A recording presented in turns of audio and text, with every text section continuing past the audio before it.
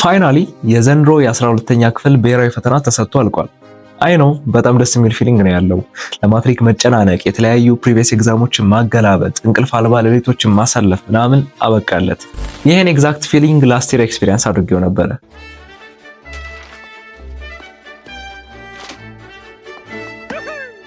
ዳዊት ሰለሞን እባላለሁ። የአዲስ አበባ ዩኒቨርሲቲ ተማሪ ሲሆን የፈርስት ይር ትምህርቴን በዘንድሮ ዓመት ጨርሻለሁ።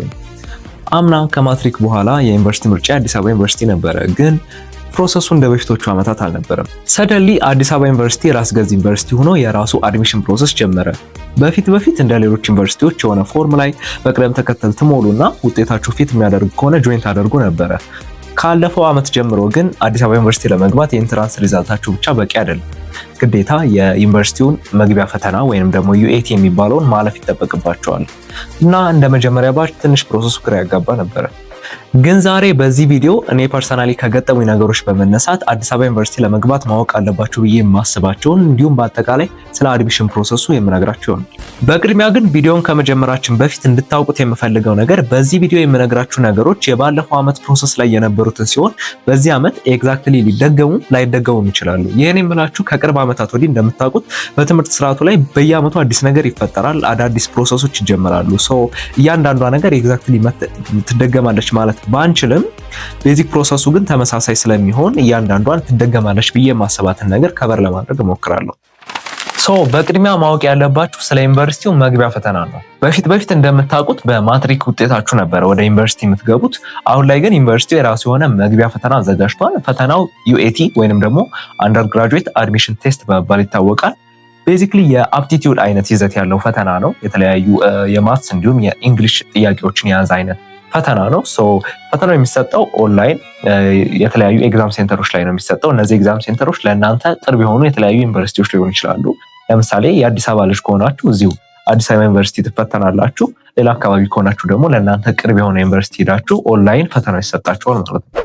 እዚህ ጋር ልታነሱ የምትችሉት እንዴት ለፈተናው እንዘጋጅ የሚለውን ነው። ለማትሪክ አፕቲቱድ ፈተና በደንብ ተዘጋጅታችሁ ከሆነ ዛት ማች ስትረግል አያደርጋችሁም። ግን የተለያዩ መጽሐፍቶች እንዲሁም የአፕቲቱድ ጥያቄዎችን ብትሰሩበት የበለጠ ኮንፊደንት መሆን ትችላላችሁ። በተጨማሪም የተለያዩ ቴሌግራም ቻናሎች አሉ የተዘጋጁ እንደዚህ አይነት የዩኤቲ ጥያቄዎችን እንዲሁም ፖሲብል ሊሆኑ የሚችሉ አይነት የጥያቄ ታይፖችን የሚለቀቁባቸው የተለያዩ ኮሚኒቲዎች አሉ። እነዛ ላይ ጆይን ያደርጋችሁ ፕራክቲስ ማድረግ ትችላላችሁ። ፈተናውን ለመውሰድ ኦንላይን ሬጂስተር ማድረግ ይጠበቅባቸዋል። ሬጂስተር የምታደርጉት እዛው የአዲስ አበባ ዩኒቨርሲቲ ፖርታል ላይ ሲሆን የራሱ የሆነ ፔመንት አለው። አምና አይ ቲንክ ወደ 1000 ብር አካባቢ ነበረ። ያንን ፔመንት ትፈጽማላችሁ። እንዲሁም የሚጠይቃችሁ የተለያዩ ፐርሰናል ኢንፎርሜሽኖች አሉ። ስማችሁን፣ የተለያዩ እናንተ ጋር የተያያዙ በርዝ ዴታችሁ ምናምን ይጠይቃችኋል፣ አካባቢያችሁን። በተጨማሪ የሃይ ስኩል ትራንስክሪፕታችሁን እንዲሁም የማትሪክ ሪዛልታችሁንም አፕሎድ አድርጉ ይላል። የማትሪክ ሪዛልታችሁ ኦሪጂናሉ ላይ መጣላችሁ ስለሚችል ኦንላይን ቴምፖን አውርዳችሁ እሱን አፕሎድ ማድረግ ትችላላችሁ። ግን እዚህ ጋር በተቻላችሁ መጠን የምታስገቧቸውን ኢንፎርሜሽኖች ኬርፉሊ እያያችሁ እያንዳንዷን ነው ማስገባት ያለባችሁ። አምና ላይክ ሃይ ስኩል አብረውኝ 2 የተማሩ ልጆች ዓመተ ምህረት በማሳሳታቸው ብቻ ሪጀክት ተደርገው ነበረ። በተቻላችሁ መጠን የምታስገቧቸውን ኢንፎርሜሽኖች ኬርፉሊ እያንዳንዷን እያያችሁ አፕሎድ ማድረግ አለባችሁ። እዚሁ የሬጂስትሬሽን ፕሮሰስ ላይ የምትመርጧቸው 2 ነገሮች አሉ። የመጀመሪያው ገቨርንመንት ስፖንሰርድ ተማሪ ነኝ ወይስ ደግሞ የሰልፍ ስፖንሰርድ ተማሪ ነኝ የሚለውን ነው። ገቨርንመንት ስፖንሰርድ ተማሪ ከሆናችሁ አብዛኛው ወጪያችሁ በገቨርንመንት ነው ከቨር የሚደረግላችሁ። ይህ ማለት የኮርስ ወጪያችሁን፣ የመኝታ የዶርሚተሪ ወጪያችሁን፣ የምግብ ወጪያችሁን ከቨር ተደርጎላችሁ በኋላ ላይ በኮስት ሼሪንግ መልክ መልሳችሁ ትከፍላላችሁ። ሁለተኛው ደግሞ ሰልፍ ስፖንሰርድ ተማሪ ነኝ የሚለው ነው። ሰልፍ ስፖንሰርድ ተማሪ ከሆናችሁ ደግሞ ኦልሞስት ሁሉንም ወጪያችሁን ከቨር የምታደርጉት ራሳችሁ ናችሁ። ይህ ማለት የኮርስ ወጪ አለ፣ የዶርም ኪራይ አለ። እዛው ግቢ ውስጥ መቀመጥ የምትፈልጉ ከሆነ ዶርም መከራየት አለባችሁ። ፕላስ ደግሞ የምግብ ወጪያችሁን በራሳችሁ ነው የሚሆነው ማለት ነው። እንደዚህ አድርጋችሁ 2 ኦፕሽኖች ይሰጣችኋል ማለት ነው። ገቨርንመንት ስፖንሰርድ ተማሪዎች ማጻፍ ያለባችሁ ደብዳቤዎች ይኖራሉ። ይህ ማለት ሰልፍ ስፖንሰርድ ተማሪ ሆናችሁ መማር እንደማትችሉና ፔመንቱን አፎርድ ማድረግ እንደማትችሉ የሚያሳዩ ከተለያዩ ክሬዲብል ከሆኑ ተቋሞች ሜቢ ቀበሌ ሊሆን ይችላል፣ ፍርድ ቤት ሊሆን ይችላል። እኔ ፐርሰናሊ ከትምህርት ቤት ነበር ያጻፍኩት። ከእንደዚህ አይነት ክሬዲብል ከሆኑ ተቋሞች የድጋፍ ደብዳቤ ማጻፍና አፕሎድ ማድረግ ይጠበቅባችኋል። ሰልፍ ስፖንሰርዶች ግን ምንም የሚጠበቅባችሁ ነገር የለም። ዋንስ ቾይዛችሁን ከመረጣችሁ ያው መክፈል እንደምትችሉ ስለታወቀ ዛት ማች የሚጠየቃችሁ ነገር የለም።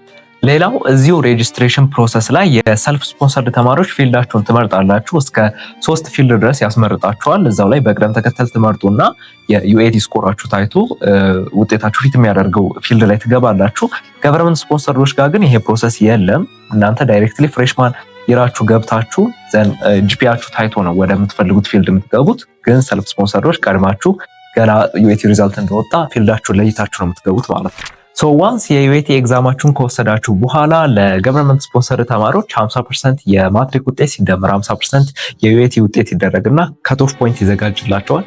ለሰልፍ ስፖንሰር ተማሪዎች ደግሞ የዩኤቲ ውጤታችሁ ለፊልዳችሁ የሚያበቃችሁ መሆኑ ይታያል። የመጀመሪያ ምርጫችሁ ከተሳካ መጀመሪያ ፊልዳችሁ ትገባላችሁ፣ ካልሆነ ሁለተኛው፣ ካልሆነ ሶስተኛው ይላል።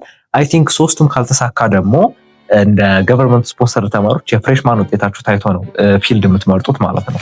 ስለዚህ የሰልፍ ስፖንሰርድ ተማሪዎች ኦሬዲ ዩኤቲ ላይ አሪፍ ውጤት ከሰራችሁና ፊልዳችሁን ካወቃችሁ ኦሬዲ ሴኪዩር አድርጋችኋል። ምንም ፍሬሽማን ላይ የሚያጨናንቃችሁ ነገር አይኖርም። ቺል እያደረጋችሁ መማር ትችላላችሁ። የገቨርንመንት ስፖንሰርድ ተማሪዎች በተቃራኒው ደግሞ ግዴታ ፍሬሽማን ላይ አሪፍ ውጤት መስራት ይጠበቅባቸዋል። ምክንያቱም አብዛኞቹ ፊልዶች የሚቀበሉት የሰው ብዛት በጣም ሊሚትድ ነው። ስለዚህ ጂፒያችሁን በተሻላችሁ መጠን ሃይ ማድረግ አለባችሁ። ካልሆነ የምትፈልጉት ፊልድ አትገቡም ማለት ነው። ስለዚህ ፈርስት ሴሚስተር ላይ ትገቡና የፈርስት ይር ፈርስት ሴሚስተር ላይ ኖርማል የፍሬሽማን ትምህርታችሁን ትማሩና ዘን ወደ ሰከንድ ሴሚስተር ልትሸጋገሩ ስትሉ ፊልድ ትመርጣላችሁ። ፊልድ የምትመርጡት ለናቹራል ሳይንስ ተማሪዎች 9 ፊልዶችን ትመርጣላችሁ። በቅደም ተከተል ታደርጋላችሁ። እነዛን ጂፒያችሁ ታይቶ ፊት የምታደርጉ ከሆነ የምትፈልጉት ፊልድ ትገባላችሁ ማለት ነው በቅደም ተከተሉ መሰረት። የሶሻል ሳይንስ ተማሪዎች ደግሞ 2 ፊልድ ይመስለኛል አይ ቲንክ ሎው እንዲሁም አዘር ሶሻል ሳይንስ የሚባሉ 2 ፊልዶችን ትመርጣላችሁ። እናንተም ውጤታችሁ ታይቶ ፊት የሚያደርገው ጋር ትገባላችሁ ማለት ነው። አንዳንድ ፊልዶች የራሳቸው ሲኦሲ ፈተና አላቸው። ለምሳሌ ዶክተር ኦፍ ሜዲሲን የራሱ አለው፣ አርኪቴክቸር ምናምን እንደዚህ አይነት ፊልዶችም የራሳቸው ሆነ ሲኦሲ ፈተና አላቸው። አንዳንድ ፊልዶች እንደ ፕሪ ኢንጂነሪንግ ያሉት ደግሞ ቀጥታ ወደ ፕሪ ኢንጂነሪንግ ትገቡና የፈርስት እንዲሁም የሰከንድ ሴሚስተር የፕሪ ኢንጂነሪንግ ውጤታችሁ ታይቶ ነው ወደ አክቹዋሊ ኢንጂነሪንግ ፊልዶቹ የምትገቡት ማለት ነው። ሶ እነዚህ አይነት ፕሮሰሶችን ተከትላችሁ ነው የገቨርንመንት ስፖንሰር ተማሪዎች ወደ አክቹዋል ፊልዳችሁ የምትገቡት ማለት ነው። ሌላው የምናነሳው ነገር የምትመደቡበትን ካምፓስ ነው። እኔ ባለኝ መረጃ መሰረት አዲስ አበባ ዩኒቨርሲቲ ወደ 13 የሚጠጉ ካምፓሶች አሉ። ሶ እንደምትማሩ ፊልድ የምትገቡበትም ካምፓስ ይለያያል ማለት ነው። ለምሳሌ አሁን የሶሻል ሳይንስ ተማሪ ከሆናችሁ 6 ኪሎ ኤፍቢ እንዲሁም ኮሜርስ ያሉ ግቢዎች ትመደባላችሁ። የናቹራል ሳይንስ ተማሪ ከሆናችሁ 4 ኪሎ ትመደባላችሁ። እንዲሁም የኢንጂነሪንግ ተማሪ ከሆናችሁ ደግሞ 5 ኪሎ እንዲሁም ልደታ ካምፓስ ኤአይቢሲ ትመደባላችሁ ማለት ነው። ሶ በዚህ መልኩ ከምትማሩት ፊልድ ጋር ፊት የሚያደርገው ካምፓስ ነው የምትመደቡት ማለት ነው። ፈርስት ሴሚስተር ላይ የምትማሩበትን ካምፓስ ራንደምሊ ነው የሚሰጧችሁ። ሶ የተለያየ ግቢ ልትመደቡ ትችላላችሁ። ዘን ግን ወደ ሰከንድ ሴሚስተር ትራንዚሽን በምታደርጉበት ጊዜ ፊልዳችሁን ስለምትመርጡ ሰልፍ ስፖንሰርዶችም ኦልሬዲ ፊልዳችሁን ስለምታውቁ ፊልዳችሁ ወደሚሰጥበት ግቢ ትመደባላችሁ ማለት ነው። የዛኔ አይዘር ዶርሚተሪ እዛው መጠቀም የምትፈልጉ ከሆነ እዛው ዶርሚተሪ ሊሰጣችሁ ይችላል። ምናልባት ካምፓሱ ደግሞ ዶርሚተሪ ከሌለው በአቅራቢያ ካሉ ሌሎች ካምፓሶች ዶርሚተሪ ይሰጣችሁና እየተመላለሳችሁ ትማራላችሁ ማለት ነው። በአጠቃላይ እስካሁን ከዩኤቲ ኤግዛም ጀምሮ እስከ ፊልድ ቾይዝ እንዲሁም እስከ ካምፓስ ምደባችሁ ድረስ ያለውን ፕሮሰስ ተመልክተናል።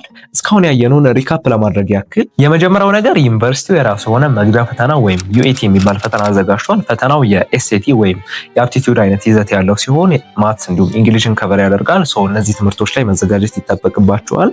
ዘን ለፈተናው ሬጂስተር በምታደርጉበት ጊዜ የሚጠይቃቸው የተለያዩ ፐርሰናል ኢንፎርሜሽኖች አፕሎድ አድርጉ የሚሏቸው የተለያዩ ዶክመንቶች ይኖራሉ።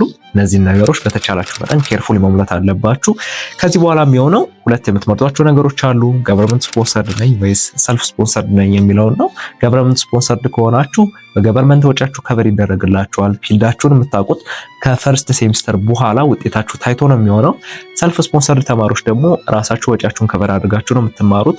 እዛው ሬጂስተር ስታደርጉ ደግሞ ፊልዳችሁንም ታውቃላችሁ ማለት ነው። ዘን ሁላችሁም ሰከንድ ሴሚስተር ላይ ወደ ተመደባችሁባቸው ግቢዎች ወይም ፊልዳችሁ ወደሚሰጥበት ግቢ ሄዳችሁ ትምህርታችሁን ትከታተላላችሁ ማለት ነው። በአጠቃላይ በዚህ ቪዲዮ ስለ አዲስ አበባ ዩኒቨርሲቲ አድሚሽን ፕሮሰስ ማወቅ አለባችሁ ብዬ የማሰባቸውን ቤዚክ የሆኑ ነገሮችን ከቨር ለማድረግ ሞክሬያለሁ። ኤኒ ጥያቄ ካላችሁ ኮመንት ላይ አሳውቁኝ። እያንዳንዳችሁ ሪፕላይ ማድረግ ይሆናል። ቪዲዮ ከተመቻችሁ ላይክ ማድረግ እንዳይረሳ። በቀጣይ ቪዲዮ እስክንገናኝ